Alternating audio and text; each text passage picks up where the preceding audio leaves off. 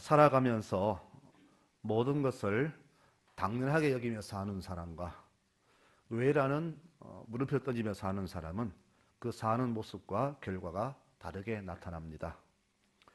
부모의 희생적인 사랑을 내 부모니까 당연히 그래야지 하며 여기는 자녀와 우리 부모님은 왜 나를 이렇게 사랑하시는가라는 생각하며 사는 자녀는 그 미래가 다르게 나타날 것입니다.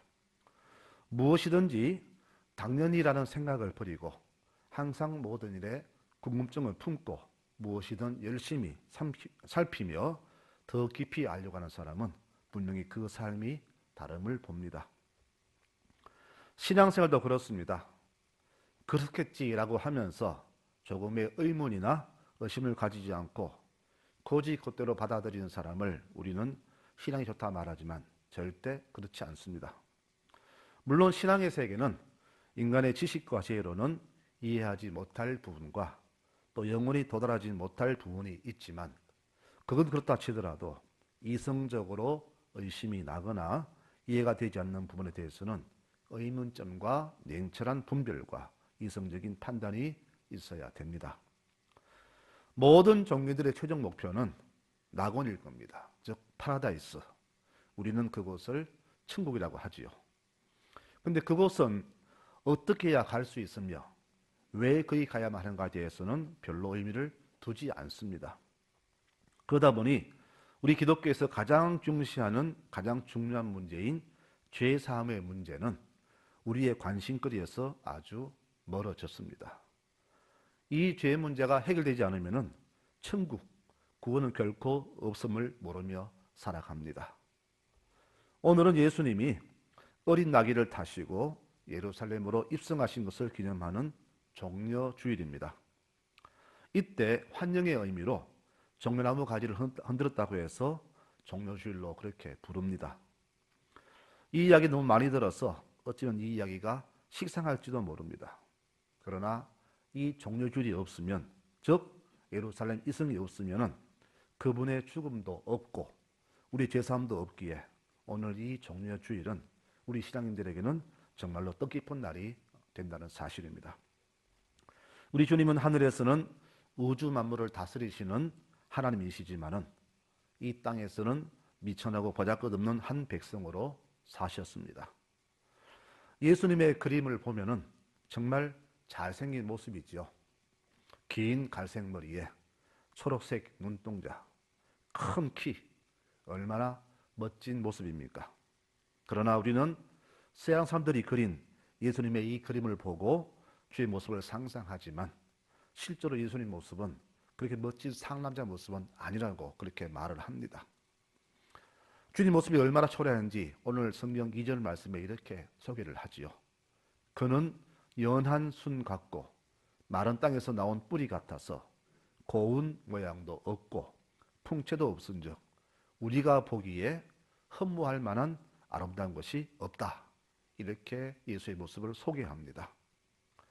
지도자라면은 뚜렷한 이목구비, 건장한 풍채, 우렁찬 목소리, 누구도 범주하지 못할 군중을 사로잡는 카리스마가 있어야 되는데 예수 모습은 그와는 정반대입니다. 고운 모양도 없고 풍채도 없고 아무리 찾아봐도 우리가 존경할 만한 그런 모습이 없다라고 분명하게 소개를 합니다.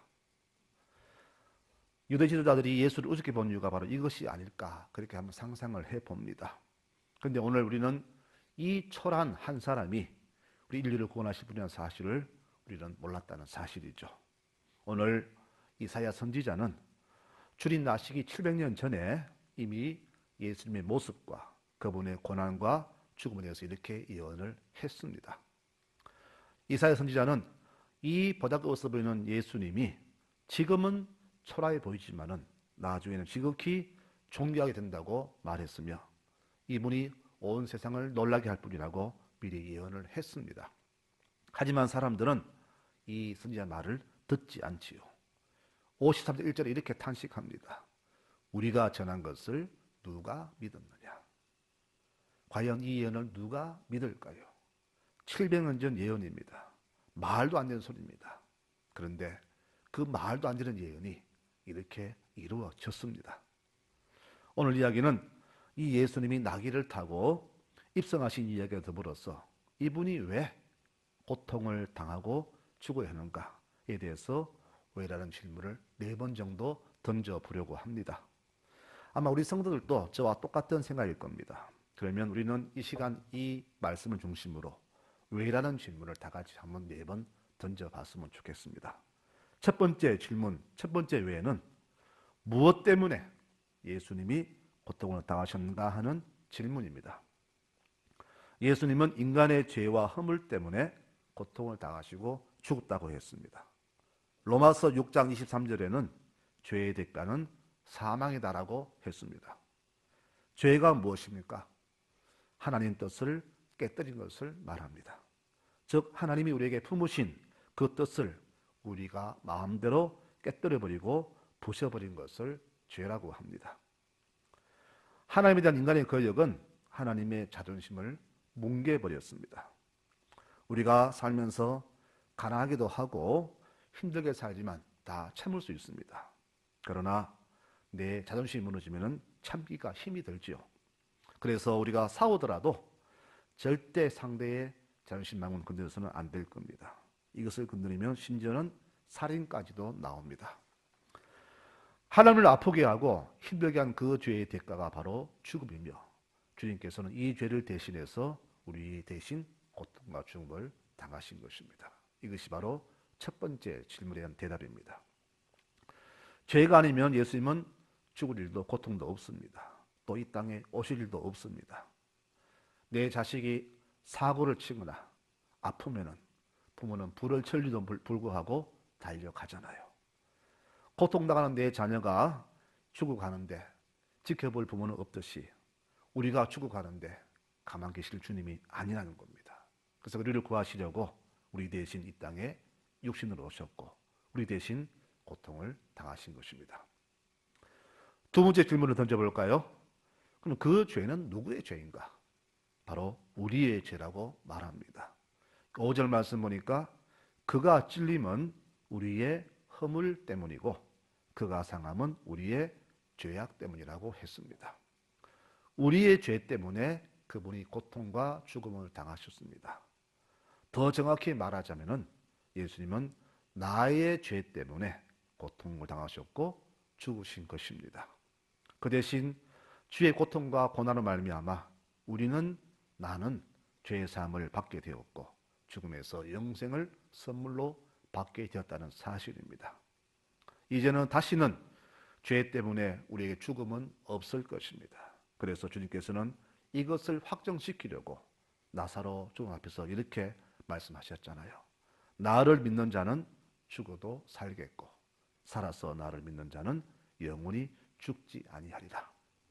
여러분, 이것이 두 번째 질문과 대답입니다. 세 번째 질문을 던져보고자 합니다.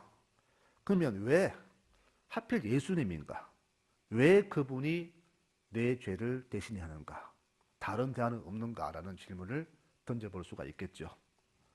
주님 외에는 다른 대안이 없습니다. 주님 외에는 우리 죄를 대신 담당할 길과 방법이 없습니다. 구약시대에는 짐승을 죽여서 우리 죄를 전가했지만 그것도 일회성이며 우리 죄 문제는 하나님이 아니면 해결할 분이 아무도 없다는 것을 증명합니다. 또 죄 때문에 하나님과 우리 사이는 크고 놀라운 담으로 높다는 담으로 가로막혔습니다. 이 담을 허무실 분은 오직 예수님 뿐이기 때문입니다. 그래서 에베소서 2장 13절 말씀에 여러분이 전에는 하나님과 멀리 떨어져 있었지만 이제는 주님께서 피를 흘리심으로써 예수님으로 말미암아 하나님과 가까워졌다. 예수님은 우리의 평화이시다. 그분은 자신의 몸을 바쳐서 우리 사람들이 서로 원수가 되어 갈리게 했던 담을 헐어버리시고 그들을 화해시켜 하나로 만드셨다. 또 십자가에서 죽으심으로써 하나님과 화해시키시고 원수되었던 모든 요소를 없애버리셨다라고 성경은 말합니다. 주께서는 이 죄를 위해서 스스로 자원하셨습니다. 누구의 강압도 명령도 없었고 우리를 서로 사랑하셔서 스스로 이 땅에 오셨습니다. 요한복음 3장 16절에 말씀합니다. 하나님이 이 세상을 극진히 사랑하셔서 외아들을 보내주시어 그를 믿는 사람은 누구든지 멸망하지 않고 영원한 생명을 얻게 하여 주셨다. 하나님이 아들을 세상에 보내신 것은 세상을 정죄하시려는 것이 아니라 아들을 시켜 구원하시려는 것이다라고 분명하게 목적을 말씀합니다. 내가 받아야 할 죄의 대가를 주님께서 자신의 생명으로 대신 갚으셨습니다. 양과 소가 대신하던 우리의 죄값을 하나님께서는 우리의 죄값을 예수님에게 다 짊어지게 하시고 그 죄로 그를 죽이셨습니다. 세례요한은 주님의 이 모습을 이렇게 소개했습니다. 보라, 세상 죄를 지고 가는 하나님의 어린 양이다. 주께서는 우리 죄를 대신 지시고 대신 죽으신 하나님의 속죄양이었습니다. 그러면은 이에 대한 결과를 말씀해 볼까요? 주의 고통과 죽음은 어떤 결과를 주었습니까? 로마서 6장 22절에 말합니다. 이제 여러분은 죄에서 해방되었고 거룩한 사람이 되었으며 마침내 영원한 생명을 누리게 되었다. 죄의 대가는 죽음이지만 하나님이 주시는 선물은 우리 주 그리스도 예수와 함께 사는 영원한 생명이다. 이렇게 결과를 주셨습니다. 그분의 죽음으로 우리는 모든 죄를 용서받았고 대신 영원한 생명을 얻게 되었습니다. 이것이 바로 그분 죽음의 결론입니다. 그분이 죽으심으로 우리 모든 죄 용서가 되었고 이제는 우리의 신분도 죄인에서 의인으로 바뀌었을 뿐 아니라 하나님의 선물인 영생까지도 누리게 되었다는 사실입니다. 그럼 마지막으로 네 번째 질문을 한번 던져볼까요? 왜 이렇게 하셨는가? 제일 중요한 질문 되겠죠. 왜? 우리가 뭔데 이렇게 하셨는가? 바로 사랑 때문입니다. 우리를 사랑하신 하나님이 우리 위해 하신 일이 바로 예수님의 죽음입니다. 하나님이 세상을 이처럼 사랑하사 아들을 보냈다 그랬습니다. 요한일서 4장 9절에는 하나님의 사랑이 이렇게 나타난 바 되었다. 하나님이 자기 독생자를 세상에 보내심은 그로 말미암아 우리를 살리려고 하셨다. 사랑은 여기 있으니 우리가 하나님을 사랑한 것이 아니요 하나님이 우리를 사랑하사 우리 죄를 속하기 위하여 화목 제물로 그 아들을 보내셨다라고 말씀합니다. 오늘 종려주일은 바로 이 예수님의 사랑과 그 사랑의 결과가 얼마나 크고 놀라운가를 다시금 생각하는 거룩한 주일입니다. 2000년 전 오늘 군중들은 종려나무 가지를 흔들면서 예수님의 입성을 환영했습니다. 종려나무는 구원과 축복의 표상입니다. 아름다움과 생명과 승리를 상징하는 나무이며 더불어 하나님이 동행하신다는 의미도 품고 있는 나무입니다.